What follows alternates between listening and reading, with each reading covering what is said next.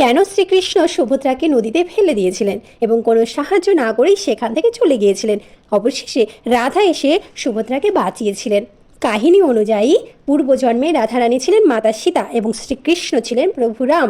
রাবণ যখন মাতা সীতাকে হরণ করে অশোক বাটিকায় রেখেছিলেন, তখন সেখানে মাতা ত্রিজটা মাতা সীতার দেখাশোনা করেছিলেন।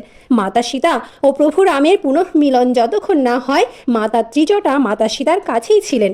যখন মাতা সীতা, প্রভু রাম ও লক্ষ্মণে যাওয়ার সময় হয়েছিল, তখন প্রভু রাম বলেছিলেন, ত্রিজটা, তুমি সীতার অনেক উপকার করেছো, তাই তুমি বর প্রার্থনা করো। তখন ত্রিজটা বলেছিলেন, প্রভু, আমি যেন পরের জন্মে আপনাদের খুব কাছেই থাকতে পারি। আর প্রভুরাম বলেছিলেন, তাই হবে। আর এই ত্রিজটাই পরের জন্মে সুভদ্রা হয়ে জন্মেছিলেন। আর রাধাকে পূর্বজন্মের ঋণ থেকে মুক্ত করার জন্যই ভগবান শ্রীকৃষ্ণ সুভদ্রাকে বাঁচানোর চেষ্টা করেননি, যেটা রাধা করেছিলেন।